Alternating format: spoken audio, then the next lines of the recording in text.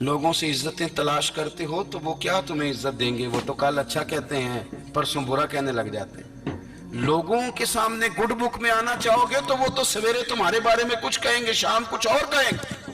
अपनी रूहानी जिंदगी आबाद करें, अपने मुसल्ले को वक्त दें और दुनिया से छुप कर, इस मोबाइल को बंद करके और अपने आप से भी छुप के और तन्हा होके, छुपा के सारा कुछ अपने आंसू अपने रब की बारगाह में पेश करें, उसके हुजूर हाजिरी दें। सुनो ना तिरमिज़ी की हदीस और इसे याद रखना।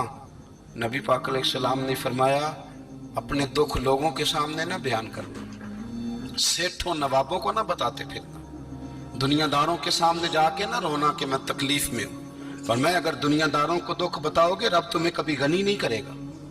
और लोग हैं कि उल्टा मजाक उड़ाएंगे। आपकी जिससे बड़ी पक्की यारी है ना, पक्की, वो तब तक पक्की है जब तक आपने 50,000 मांगा नहीं। और जिस वक्त आपने कह दिया कि मैं मजबूर हूं, मेरी मदद कर, तो फिर खत्म हो गई दोस्ती। लोगों के ताल्लुकात आपके साथ तब तक हैं जब तक आप उनसे कोई जरूरत वाबस्ता नहीं करते। करीम महबूब फरमाने लगे, बंदों के सामने दुख ना बयान करना, अल्लाह तुझे कभी गनी नहीं करेगा। तो अपने दुख अपने रब को बता, तू दुआएं मांग, तो उसकी बारगाह में हाजिर हो, तो उसके हुजूर अर्ज कर। फरमाया, अपने दुख अपने रब को बता, वो जल्दी करे या देर से करे, तुझे सारी दुनिया से बेनियाज कर देगा, तुझे किसी का मोहताज नहीं रहने देगा। अपने मुसल्ले को, अपनी दुआओं, एक बुजुर्ग फरमाते हैं, मैंने दुआ मांगने का तरीका अपनी बीवी से सीखा। दुआ मांगने का तरीका अपनी, सीखने वाले तो अपने बच्चों से भी सीख लेते हैं, सीखने वाले तो हर एक से सीखते हैं। वो कहते हैं, मैंने दुआ मांगने का सलीका अपनी बीवी से सीखा है। हजरत वो किस तरह? फरमाने लगे, मेरी बीवी ने ना मुझे कोई काम बताया, कुछ पैसों की जरूरत के लिए कहा, तो मैंने उसे कहा कि भाई अभी मेरे पास नहीं है, कुछ दिनों में आते हैं तो मैं दे दूंगा। औरतों की आदत होती है, वो बार बार याद कराती हैं। 2-4 दिनों के बाद फिर उसने कहा, हजरत वो मैंने कहा था कुछ पैसे, मैंने उसे कहा कि अभी मेरे पास नहीं है, कुछ दिनों में मिलते हैं तो मैं तुम्हें दे दूंगा। उसने कुछ दिनों के बाद फिर कहा, हुजूर वो मैंने कुछ पैसे कहे थे। फरमाते, मैंने डांट दिया, मैंने कहा कि क्या तू रोज मुझे शर्मिंदा करती है, कहा ना मेरे पास नहीं है, होंगे तो दे दूंगा, तू रोज याद कराती है। फरमाते, उसने पहले तो मेरी डांट को सहा, फिर मेरे सख्त जुमलों ने उसकी आंखों में आंसू पैदा कर दिए, फिर उसने अपने आंचल में अपने इस दुख को समेटा और फिर उसने एक जुमला कहा तो मैं रो पड़ा और मुझे अपने रब से मांगने का तरीका आ गया। मुझे कहने लगी, हजरत जी आपने डांट दिया, मैंने सह लिया, पर आप ही मेरे शौहर हैं, बताएं ना, आपसे न कहूं तो मैं किससे जाके कहूं। फरमाते मैं रो पड़ा और मैं खुल के रोया और मैं तड़प के रोया और फिर मेरी सिसकियां बंद गईं। तो मुझे कहने लगी, आपको क्या हुआ? मैंने कहा, मुझे भी दुआ मांगनी आ गई है। जब मैं उसे कहूंगा ना, अल्लाह तू ही मेरा रब है, मैं तुझसे न कहूं तो मैं किससे जाके कहूं? मैं क्यों किसी बंदे से सवाल करूं? मैं क्यों किसी दुनियादार से कहूं? मैं तेरे बंदों का, नेक बंदों का वसीला लेके, तेरे महबूब की गुलामी लेके तेरी बारगाह में आया, तुझसे ना मांगूं तो किससे मांगूं? समझ आ गई है, जब मैं इस रंग में मांगूंगा तो फिर रब मेरे ऊपर बड़ा ही फजल फरमाएगा, वो मेरे ऊपर बड़ी रहमत करेगा, वो मेरे लिए आसानियां करेगा। अजीज दोस्तों, हम इस तरह करने लग गए हैं कि हमने ना अपने ताल्लुकात पर एतमाद करना शुरू कर दिया है। मेरे ताल्लुकात बहुत हैं। हमने अपनी दौलत पर एतमाद करना शुरू कर दिया है, मेरे पास दौलत बहुत है। हमने अपने इल्म पर, अपनी शोहरत पर एतमाद करना शुरू कर दिया कि मेरे पास फलां चीज बहुत है। याद रखना, जब बेनियाज अपनी सिफ्ते बेनियाजी दिखाता है तो बड़ी बड़ी दौलतों वाले मजबूर नजर आते हैं। भाइयों, जब इंसान का रिश्ता अपने मालिक के साथ होता है फिर तो गम भी कुछ नहीं कहते, परेशानियां भी कुछ नहीं कहती, फिर तो जिंदगी सब्र वाली, फिर तो जिंदगी तवक्कुल वाली, फिर तो जिंदगी भरोसे वाली। फिर इंसान अपने आप को रुसवा नहीं करता, दुनियादारों से उम्मीदें उसकी खत्म हो जाती, उम्मीदें अल्लाह रसूल से लगा लेता है, मजबूत हो जाता है, मजबूत, ताकतवर हो जाता है, खुददार हो जाता है, बावकार बाइज्जत हो जाता है। हजरत बहलोल दाना रहमतुल्लाह अलैह बैठे थे तो हारून रशीद हज करके आ रहा था। تو رستے میں حضرت شیخ سے ملاقات ہو گئی تو السلام علیکم کے بعد کہنے لگا حضور کوئی حکم ہو تو بتائیے گا. تو حضرت بہلول دنا فرمانے لگے تیرا رب کون ہے؟ اس نے کہا اللہ. تو فرمایا میرا کون ہے؟ کہا اللہ. فرمانے لگے تو بڑا ہی بیوقوف ہے، کیا تو یہ سمجھتا ہے کہ رب ہارون رشید کو تو دے گا اور بہلول دانا کو بھول جائے گا؟ تیرا بھی وہی رب ہے، میرا بھی وہی رب ہے. اس نے اگر تجھے دے کے آزمایا ہے تو ہو سکتا ہے مجھے نہ دے کے آزما رہا ہو. جب اس کی حکمت کے تقاضے ہوں گے تو عطا کرے گا اور دے گا. تو جا اپنا کام کر. بھائی اپنی روحانی زندگی، اپنی عبادات، اپنے وظائف، اپنے روزمرہ کے معاملات، اپنی دعائیں، اپنا استغفار. دیکھو مشکل کام تو نہیں 2 رکوع ہیں سورہ واقعہ کے اگر رات کو پڑھ لی جائے تو. میں کس طرح یہ بات بیان کروں کہ تعویذ بانٹنا آسان ہے اور وظیفہ بتانا مشکل ہے. سارا دن تعویذ بانٹیں تو لوگ لینے کو تیار ہیں، اور اگر آپ وظیفہ بتائیں تو کہتے ہیں تو مشکل کام ہے. او خدا کے بندے، اگر آپ کا تعلق قرآن پاک کے ساتھ مضبوط ہو، قرآن پاک کے ساتھ اگر آپ کا رشتہ ہو، لوگ سفارشیں ڈھونڈتے ہیں نا دنیا میں، کوئی تعلق مل جائے تو میرا کام ہو جائے. دنیا میں اتنا مشکل معاملہ ہے، آخرت میں مجھے بتائیے گا کتنا مشکل معاملہ ہوگا. میرے نبی پاک صلی اللہ تعالی علیہ وسلم نے فرمایا جو لوگ سورہ ملک پڑھا کرتے تھے نا، سورہ ملک، یہ سورت ملک قیامت میں ان کی سفارش کرے گی، اور اس طرح کرے گی کہ کہے گی اے اللہ یہاں اس بندے کو جنت میں داخل کر دے یا مجھے قرآن پاک سے علیحدہ کر دے. تو رب فرمائے گا جا اس کا دامن تھام کے اسے جنت تک پہنچایا. آپ بات کو سمجھیں، جب آپ کے تعلقات اپنے معاملات کے ساتھ مضبوط ہوں گے. یہ نبی کریم نے وعدہ کیا ہے کہ تو سورت واقعہ پڑھ تیرے گھر میں فاقہ نہیں آئے. حضرت عبداللہ ابن مسعود رضی اللہ تعالیٰ عنہ بیمار تھے تو حضرت عثمان غنی رضی اللہ تعالیٰ عنہ تیمارداری کے لیے تشریف لے گئے اور جا کر کے کہا کہ آپ بڑے بیمار ہیں، آپ کی بیٹیاں زیادہ ہیں، میں چاہتا ہوں کہ خزانے میں سے کچھ مدد کروں.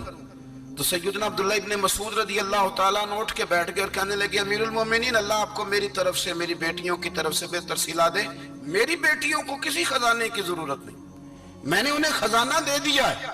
کہا جناب آپ نے کون سا خزانہ دیا ہے، میں آپ کے مالی معاملات کو جانتا ہوں.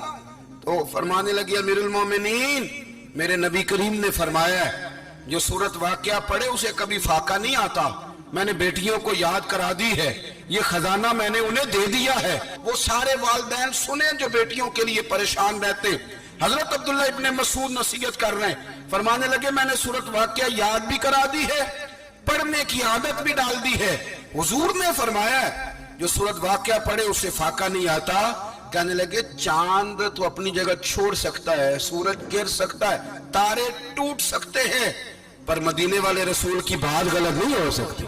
حضور نے فرمایا فاقہ نہیں آئے گا تو انشاءاللہ کبھی بھی نہیں آئے گا. کرنے کا کام یہ ہے کہ ہم اپنے معاملات، اپنی عبادات، اپنی دعائیں کبھی 10 منٹ عادت ہو جائے نا دعا مانگنے کی علیحدہ سے رات کو. حضور نے فرمایا جو فرض نماز کے بعد دعا مانگے اللہ اس کی قبول کر لیتا ہے. نبی پاک صلی اللہ تعالی علیہ وسلم نے فرمایا اللہ مسافر کی دعا قبول فرماتا ہے. حضور نے فرمایا اللہ مظلوم کی دعا قبول فرماتا ہے. حضور نے فرمایا بیمار سے دعا کراؤ اللہ اس کی دعا قبول فرماتا ہے. میرے نبی پاک نے فرمایا ماں باپ جب بھی اولاد کے لیے ہاتھ اٹھائیں، ویسے تے بلے شاہ تو آسمانی اڑ دیا ہی پھڑ دیں، جڑا گھر بیٹھا انہوں بڑھیا ہی نہیں. حضور فرمانے لگے ماں باپ جب بھی اولاد کے لیے دعا فرمائیں اللہ ان کی دعا کو قبول کرتا ہے. آپ اپنا تعلق بنائیں، دعا کے ساتھ، عبادت کے ساتھ، مصلی کے ساتھ رشتہ بنائیں، استغفار پڑھیں. صلاح الدین ایوبی صلیبی جنگوں میں تھے، رات کو مسجد اقصی میں نماز پڑھی تو پریشان تھے. ایک بزرگ سے ملاقات ہوئی تو وہ کہنے لگے کہ آپ بڑے پریشان ہیں. کہنے لگے حضور پریشان اس لیے ہوں کہ پہلے ہی مسلمان کمزور ہے، اب میں نے سنا ہے دشمن کا ایک بحری بیڑا وہ جنگی سامان سے بھرا ہوا آ رہا ہے، تو اب ان کے پاس اور تلواریں اور نیزے آ جائیں گے، مسلمانوں کے پاس پہلے ہی وسائل کی کمی ہے، پریشان ہو کس طرح کر کے مقابلہ کریں گے. یہ بات کہتے ہی صلاح الدین ایوبی نے بزرگوں سے کہا حضور آپ بھی دعا کرنا، دعا کی بڑی طاقت ہے. میرے نبی پاک نے فرمایا دعا مومن کا ہتھیار ہے، دعا مومن کا، دعا مومن کا۔ حضور نے فرمایا تقدیر کو سوائے دعا کے کوئی چیز نہیں بدل سکتی۔ دعا مومن کا ہتھیار ہے، یہ کافر کے پاس کوئی نہیں، یہ ہتھیار ہے مومن کا۔ اللہ کرے آپ کو سمجھ جائے، پھر سنیں، کئی بار کہہ چکا ہوں یہ ہتھیار ہے۔ کافر کے مقابلے میں جو تیرے پاس سب سے بڑا ہتھیار ہے وہ دعا ہے۔ دعائیں کرانی چھوڑ دی، کرنی چھوڑ دی، لینی چھوڑ دی۔ حضرت سیدنا انس بن مالک رضی اللہ تعالیٰ عنہ فرمایا کرتے تھے، میں نے وہ رنگ دیکھا ہے جب حضور دعا مانگتے تھے اور حضور کی مقدس آنکھوں میں آنسو بھی ساتھ ہی بہا کرتے تھے، میں نے وہ انداز دیکھا ہے۔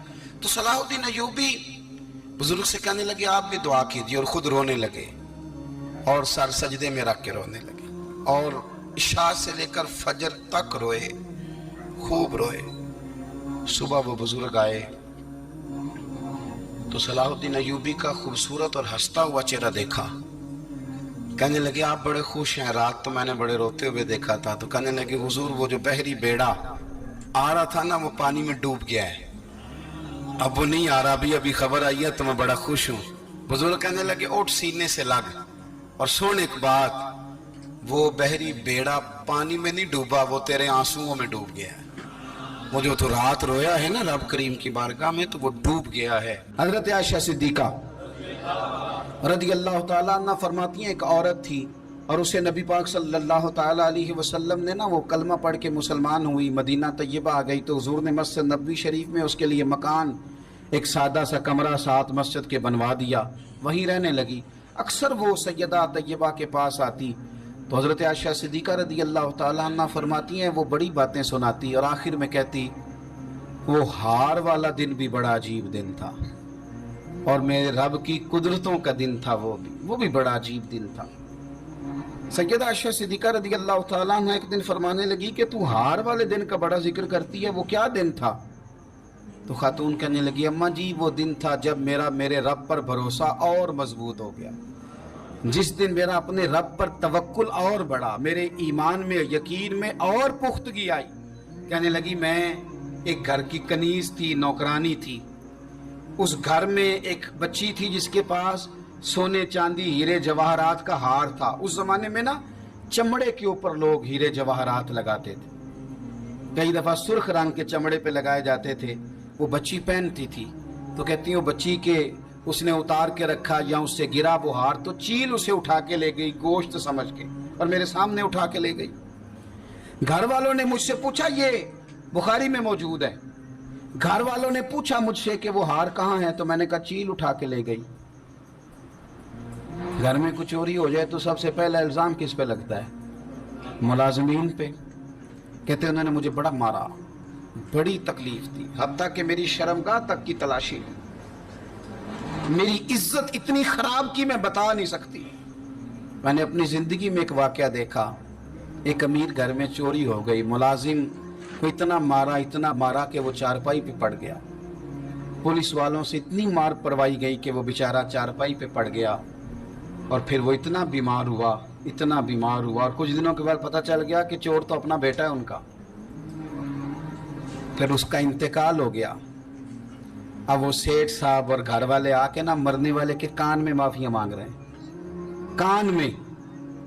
تو میں نے ان سے پھر کہا تھا کہ یہ تو اب چلا گیا ہے، تمہارا زور چلتا تھا نا تو تم نے قانون خریدا اور تم نے اسے جتنا ہو سکا تم نے اسے مار پڑوائی، تمہارے پاس جو عدالتیں تھی تم نے وہاں کاروائی کی، اب ایک عدالت قیامت کے دن لگے گی۔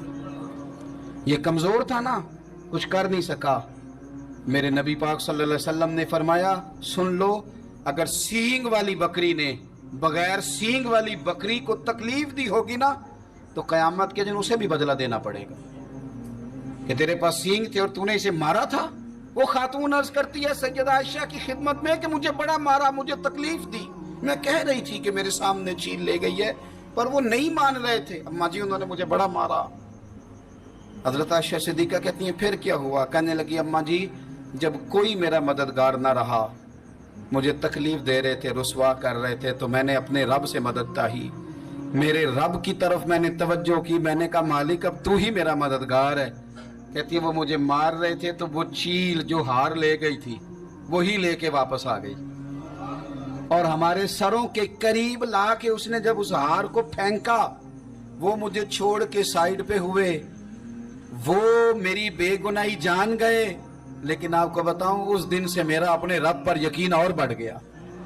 मुझे समझ आ गई कि जब इंसान पूरा टूट जाता है और जब कोई चारों जानिब उसका मददगार नहीं होता, तो रब तो होता है ना, अल्लाह तो उसका मददगार होता है ना, वो तो फिर अपने उस बंदे की मदद करता है ना, फिर वो तो तवानाई देता है ना, वो तन्हा नहीं छोड़ता, वो तो आंसुओं वालों के आंसुओं पे बड़ा करम फरमाता है, वो तो कसम पुरसी में आ जाता है, उसकी रहमत बढ़ के इस्तकबाल कर लेते।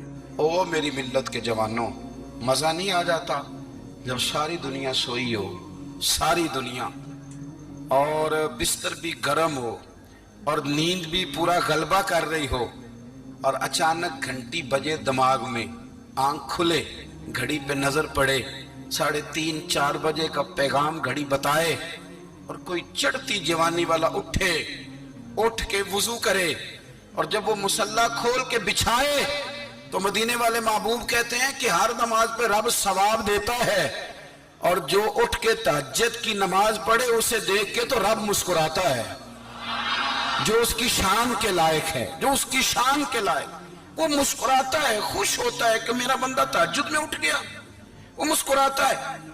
काश हमारी सुबहें कभी अपने मालिक के नाम हो जाएं, काश के सुबह हजरत अबुल हसन रहमतुल्लाह ताला अलैह हजरत माज इब्ने जबल रदी अल्लाह ताला अन्हु के पास बैठा करते थे।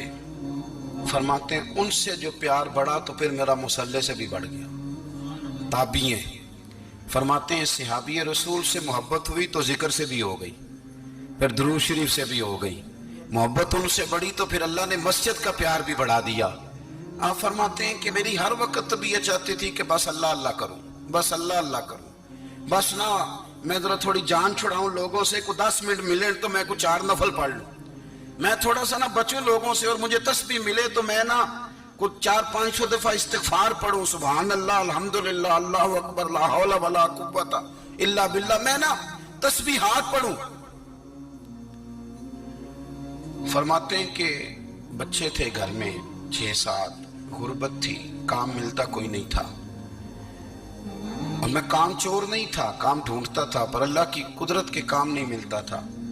फरमाते हैं कि मैंने एक दिन अपनी अहलिया से कहा कि आज मैं फिर जाता हूँ काम ढूंढने, तो मेरी बीवी बड़ी फर्मा बरदार थी, पर उस दिन ना गुर्बत के हाथों तंग आके कहने लगी, आज ना कोई तू चीज लेके आया तो मुझसे बच्चों की भूख नहीं देखी जाती, सब रोगां दा रोग मुहम्मद जिसदा नाम गरीबी, कंड बुला के लंघ जाते नहीं दोस्त यार करीबी, आज ना कुछ लेके आया तो मैं बच्चे लेके चली जाऊंगी।